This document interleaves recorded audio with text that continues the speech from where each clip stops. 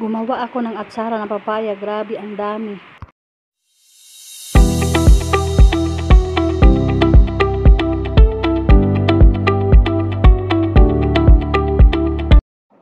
Hello mga kachabi, good morning.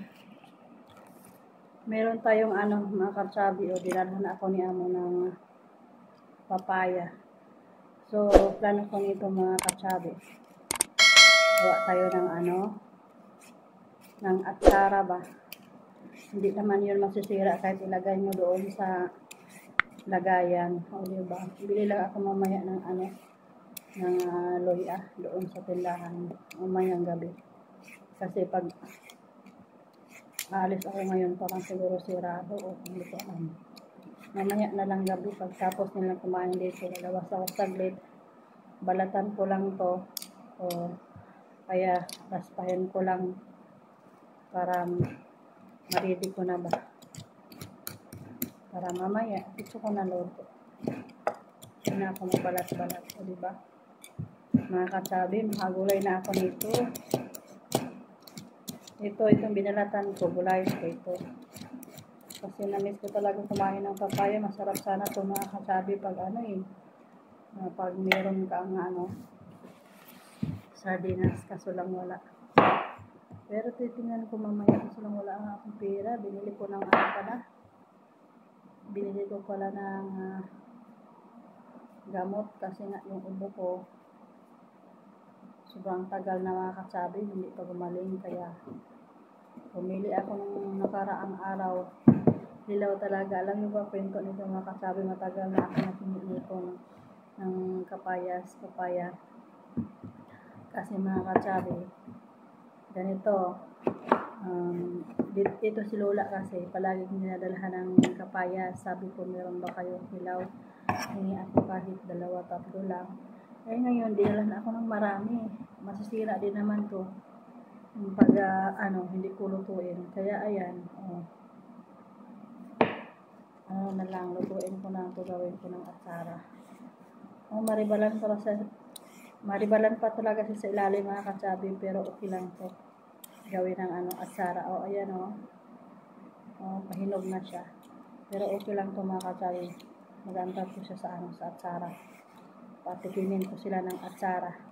Kaya kayo dyan mga kasabi sa Pinas, huwag kayo mag-arte dyan kasi pag dito kayo sa ibang bansa, hanapin talaga yung mga pagkain Pinoy. Meron kayo mga kapayas dyan, o tapos may tindahan naman dyan, bibili kayo ng sardinas, isahog mo, sold na yung yung ulam mo yung ulam nyo araw-araw.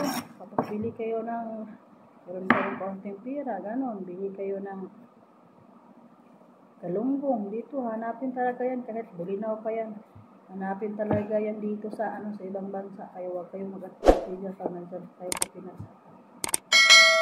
Lalo na yung mga tuyo-tuyo, ay naku, hanapin nyo talaga yan dito. Hindi lang yan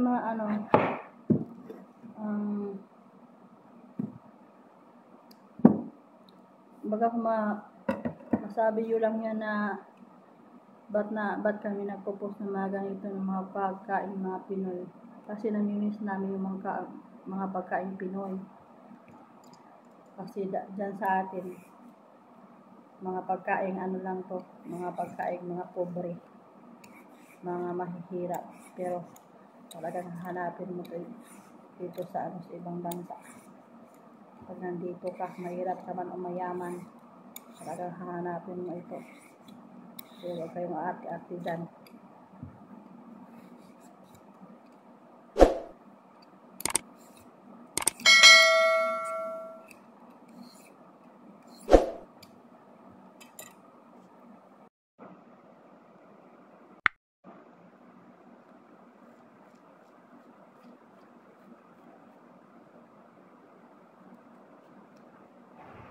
Hala, sige, kuskus juday, kuskusan ng liso din kaya mga kaong kapayas, tayong panat juday, kuskus day, atong atsarahon ni mga kasabi kay kuan. Daghan mo ko kayo, gidalhan ko ng atsara.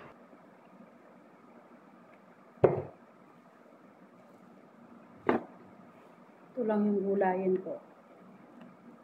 Pero marami naman to.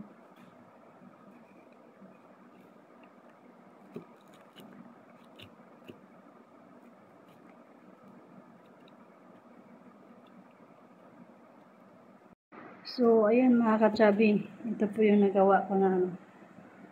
Ito po yung niluto ko na kapaya. So, mamaya magawa ako ng atsara. Kita ko sa inyo. So, meron lang tayong ano, papaya. Ayan, niluto ko.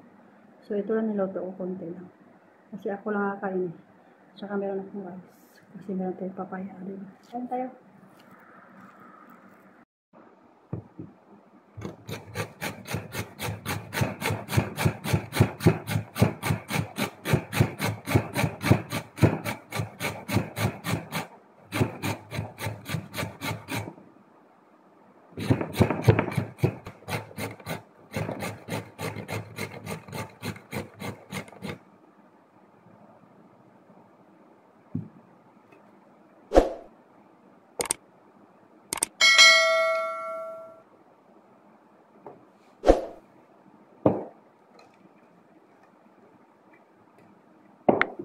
Sobrang dami na siya mga ka-chubby.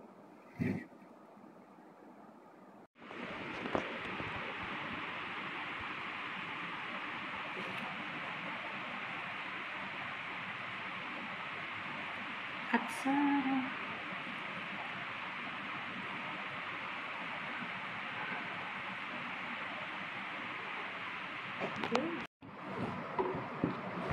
So, ayan mga ka-chubby, luto na yung ating atsara. So, ilagay natin dyan sa garapon. Empty na bottle. Hindi na kasi nagagamit, kaya dyan natin ilagay. Kahit may stock yan dyan mga ka-chubby, hindi yan masisira. O diba, ito din isang lalagyan na mayonnaise. O, puno na din yan. Pero pag lalabas ako, bibigyan ko sila ate. Yung kaibigan ko. Grabe mga ka-chubby, nakakamiss talaga atsara. Kasi yung pagkain nila dito ba nakakasawa na kasi. Kaya nahanap ko yung mga pagkain Pinoy.